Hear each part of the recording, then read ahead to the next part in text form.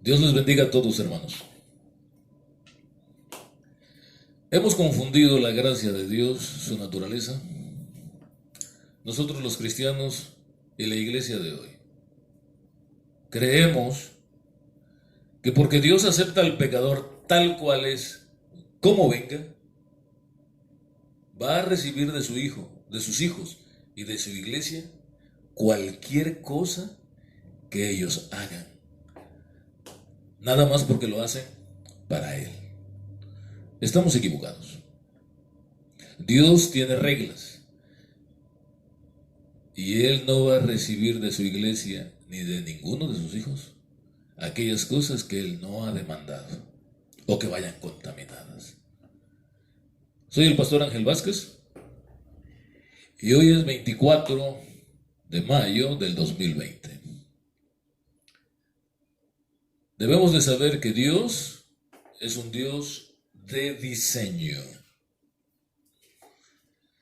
La Biblia, sin lugar a duda, nos muestra sin alteración el principio y final del plan divino, tanto para Israel como para la iglesia. Y vemos que el final no es muy alentador. No hablo del final después de que la iglesia, o cuando la iglesia se levantara. No. Hablo del final, previo al arrebatamiento. Y a pesar de que lo tenemos escrito en la Biblia, lo miramos, lo encontramos ahí, no cambiamos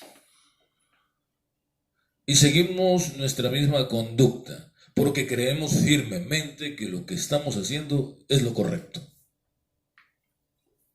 El apóstol Pablo pone como ejemplo el estilo de vida del pueblo de Israel para que sirva como referencia o termostato para nosotros, para conocer la calidad de vida espiritual que el Señor demanda. Así que vamos a ver, en Romanos 15:14 dice de esta manera, es una advertencia, porque las cosas que se escribieron antes para nuestra enseñanza se escribieron, a fin de que por la paciencia y la consolación de las escrituras tengamos esperanza. Todo lo que se escribió en el pasado se escribió para nosotros. Y eso es muy importante que nosotros lo entendamos. En 1 Corintios el apóstol Pablo vuelve a decir, en el capítulo 10, versos 6 al 12, mas estas cosas sucedieron como ejemplo para nosotros, para que no codiciemos cosas malas como ellos codiciaron, o sea, los israelitas. Ni seáis idólatras como alguno de ellos, según está escrito, se sentó el pueblo a comer y a beber, y se levantó a jugar.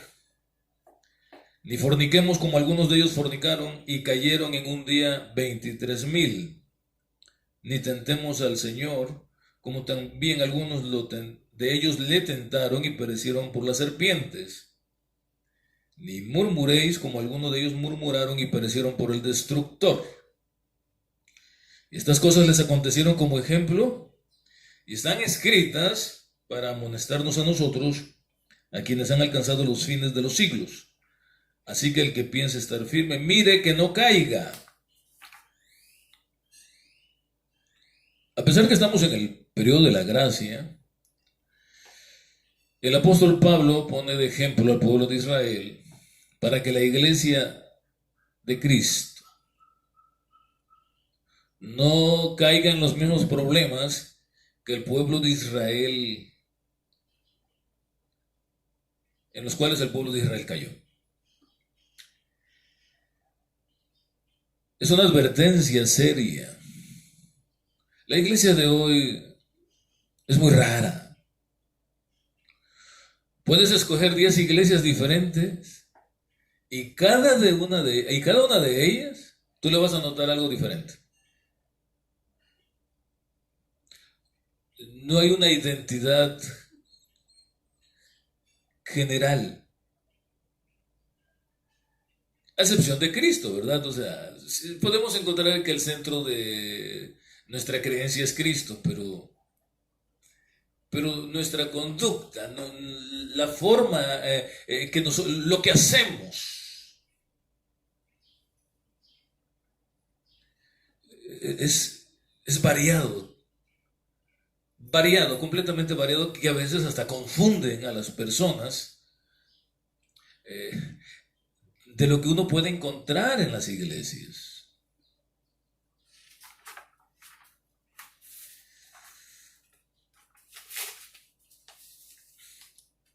Para el pueblo de Israel, el instructivo de Dios era la ley de Moisés. La ley de Moisés, por si alguien no escucha. La ley de Moisés era el instructivo de Dios que Israel tenía para agradar a Dios. Dios se lo dio por escrito. Los 10 mandamientos Dios los pronunció desde el monte Sinaí, y aquel monte temblaba porque Dios estaba ahí, y todo el pueblo lo escuchó. La ley de Moisés, o sea, lo que es los mandamientos que encontramos, pues, sintetizados en Deuteronomio, pues Dios se los dio a Moisés.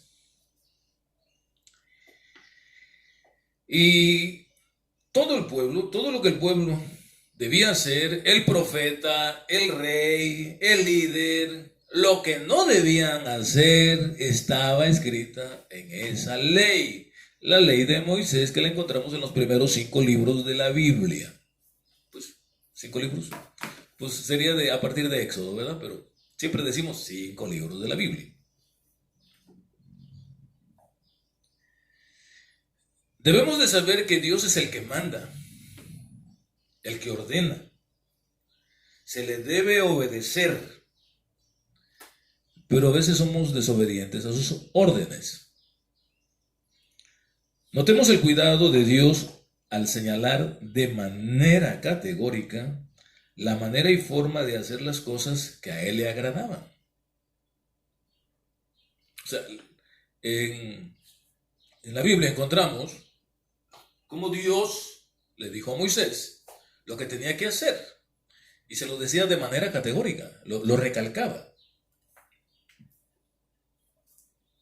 Dios le dio a Moisés el plano de la construcción del templo, tanto de cómo debería de construirse, como del mobiliario, los utensilios, las fórmulas del incienso y todo aquello en lo que estaba involucrado la construcción total del tabernáculo.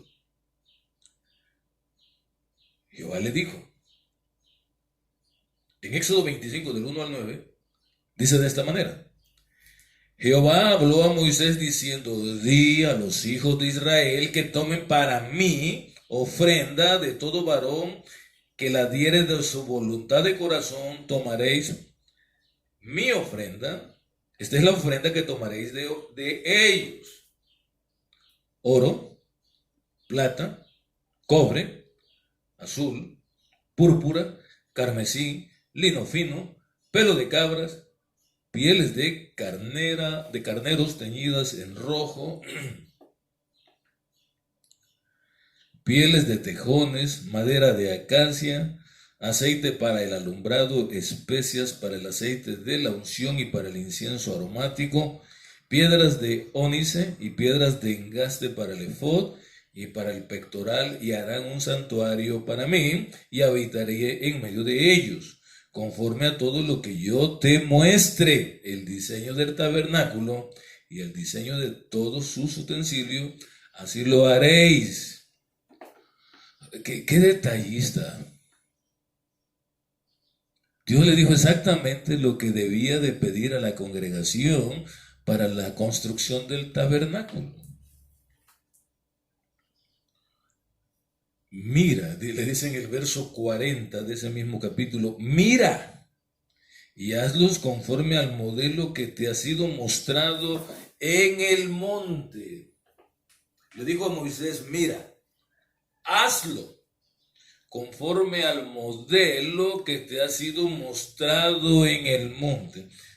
En reiteradas ocasiones, Dios menciona a Moisés la forma que debería de hacerlo y le reitera que lo haga conforme al modelo que él demanda, que él le mostró, que él le enseñó. Dios no cambia. Dios no cambia. Los que hemos cambiado somos nosotros.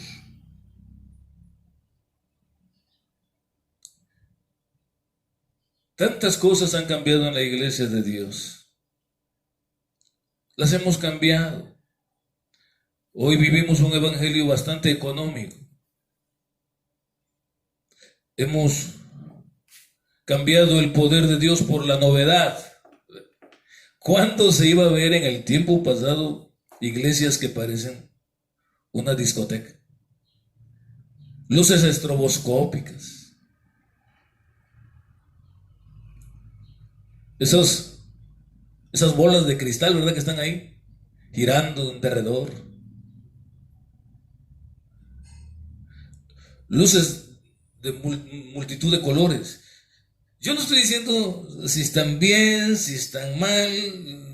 No juzgo a mis hermanos, no les juzgo. Pero ¿por qué hoy?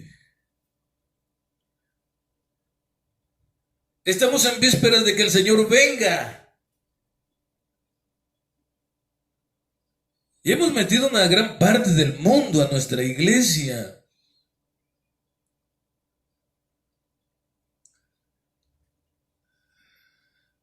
Cosas que en el tiempo pasado eran una blasfemia, que ni siquiera era impensable.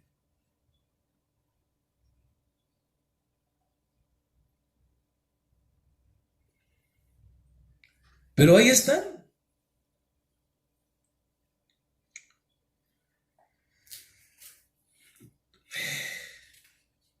Mira y hazlos conforme al modelo que te ha sido mostrado en el monte, y alzarás el tabernáculo conforme al modelo que te fue mostrado en el monte. Nuevamente vuelve a decirlo en el capítulo 26, verso 30.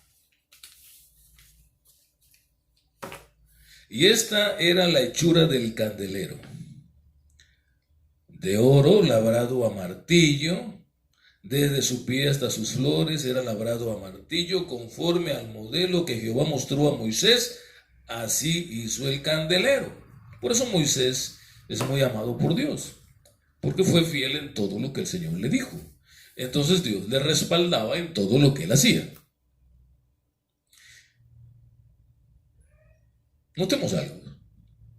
El tabernáculo debería de mantener su forma sin alteración más de 1500 años, hasta que Cristo llegara. O sea, ellos no sabían, ¿verdad? No, ellos no sabían. Pero el tabernáculo, que era una sombra de Cristo, de lo porvenir, debía de mantener su forma así inalterable hasta que el Mesías apareciera. Ellos no sabían qué cambios iban a haber, pero ellos lo iban a guardar siempre.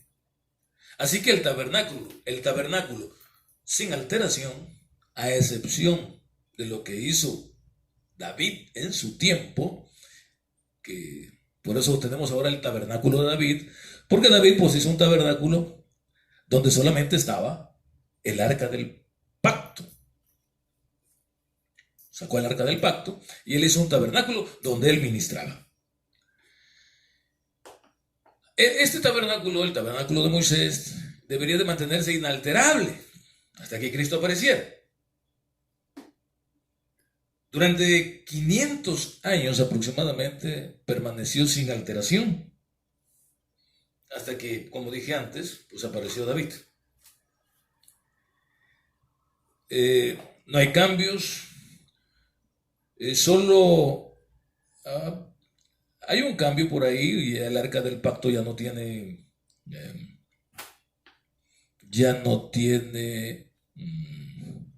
los panes de la proposición, porque había una muestra, y también estaba la vara de Aarón que reverdeció. Bueno, eso ya no estaba. También tenía de contenido un gómero del maná, de aquel maná.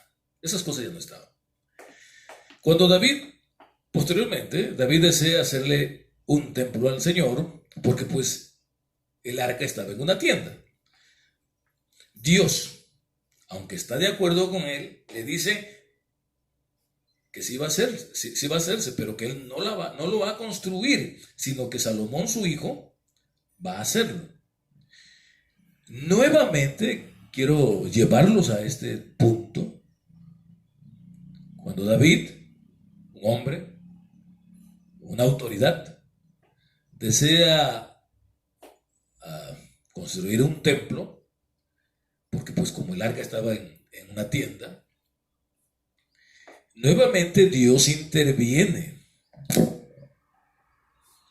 y le dice que él no la va a hacer, no va a construir el templo, sino que lo va a construir su hijo Salomón. Y le dice más. Dios le muestra el diseño del templo a David, y David le da órdenes precisas a Salomón de la manera que debería de hacerlo. En Primera de Crónicas, verso 28-19. Todas estas cosas, dijo David, me fueron trazadas por la mano de Jehová, que me hizo entender todas las obras del diseño. Nuevamente la mano de Dios en aquellas cosas que son para él.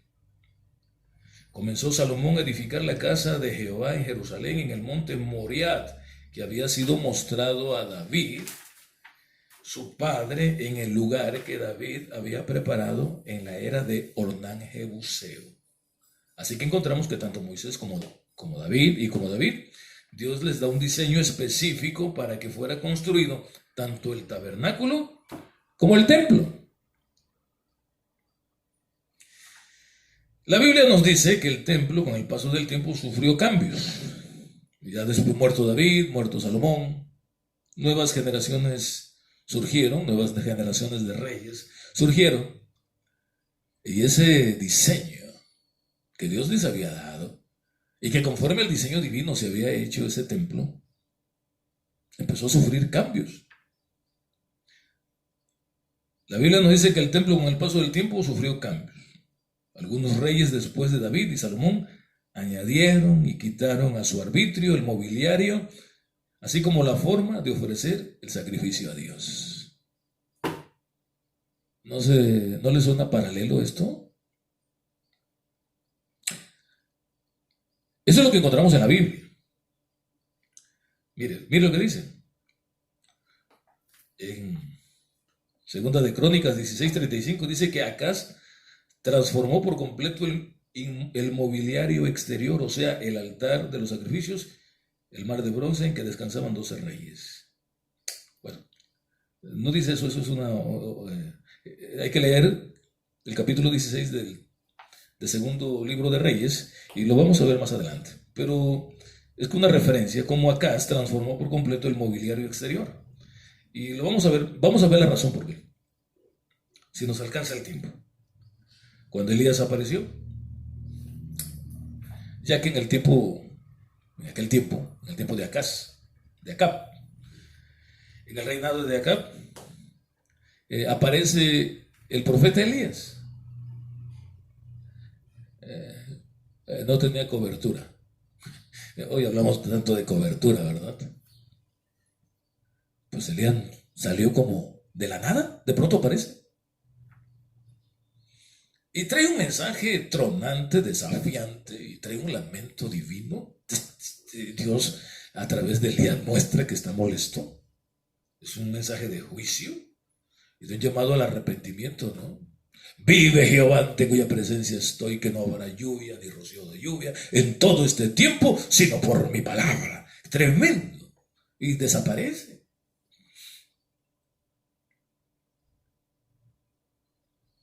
Luego, cuando Isaías aparece, comienza con un mensaje de un Dios realmente enojado. Cada vez que Dios habla, aparece con un mensaje hacia una nación que no ha cambiado su manera de ser, sino que constantemente se va desgranando. Oíd cielos y escucha tu tierra, que habla Jehová, crié hijos y los engrandecí, y ellos se rebelaron contra mí. El buey conoce a su dueño y el asno el pesebre de su señor. Israel no entiende, mi pueblo no tiene conocimiento.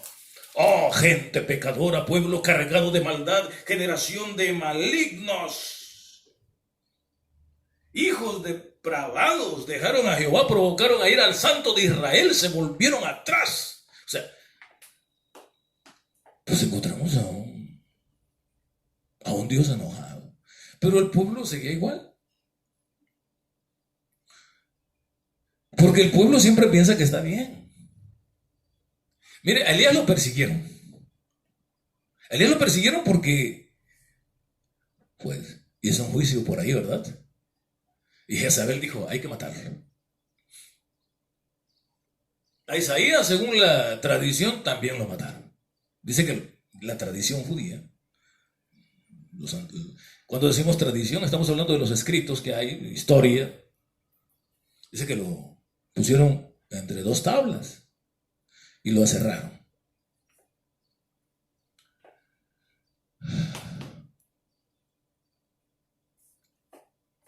Pero el pueblo sigue igual.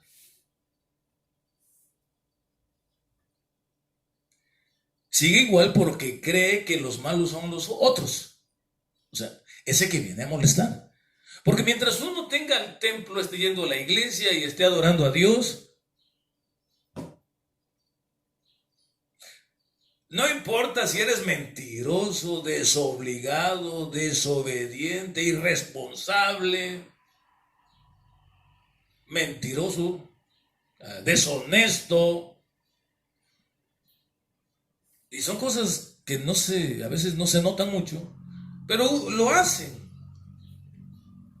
Hablar con ligereza, tentar a Dios. Mientras estés yendo a la iglesia y estés ahí trabajando, no sé en qué estés trabajando, uno piensa que trabajar, pues, bueno, cualquier cosa que uno haga en la obra de Dios, todo está bien. No. El evangelio es un evangelio transformador. Es un evangelio que debe transformar a las personas. El que robaba no debe robar más. El que era flojo debe de trabajar. El que era irresponsable ahora tiene que hacerse responsable. El que era indisciplinado ahora tiene que hacerse disciplinado. El que no hacía valer su palabra ahora tiene que hacer valer su palabra. Tiene que sostener lo que dice como machito, o sea, como hombre, o más bien como un verdadero creyente, sea hombre o sea mujer. No le digas. Y ahí te tienen en un juego de palabras, que no le digas, y luego va con la otra persona y no le digas, y ahí estás tú que no sabes qué hacer. ¿Eso es el evangelio? Hablar simuladamente. Y mientras tanto acá alabamos el nombre del Señor y detrás, allá, haciendo cosas incorrectas.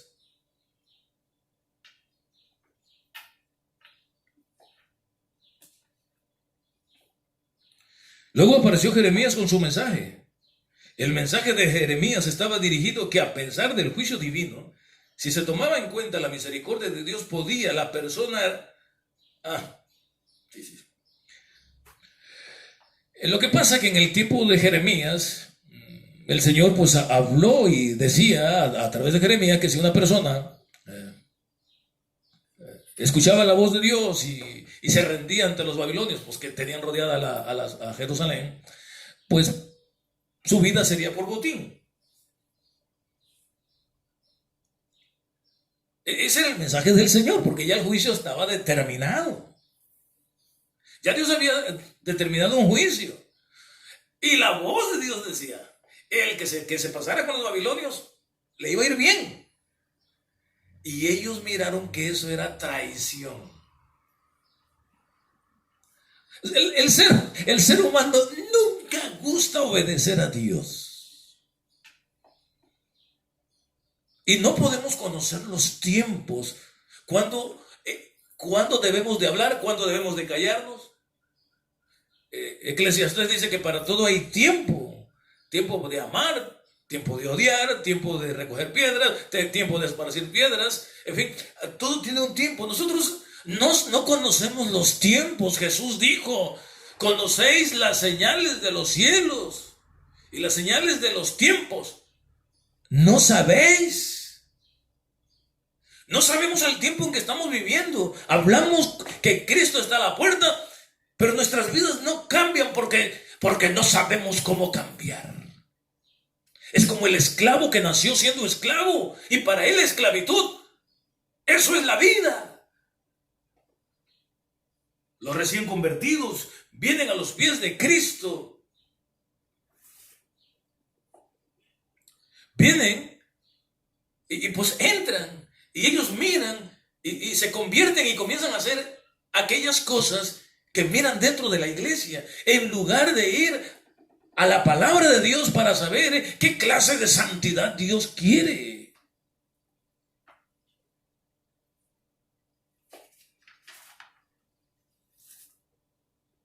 La Biblia dice que sin visión el pueblo perece. Y hay algo muy importante que nosotros debemos de entender en el tiempo que nosotros estamos viviendo y que necesitamos conocer lo que sucedía en el tiempo de Israel.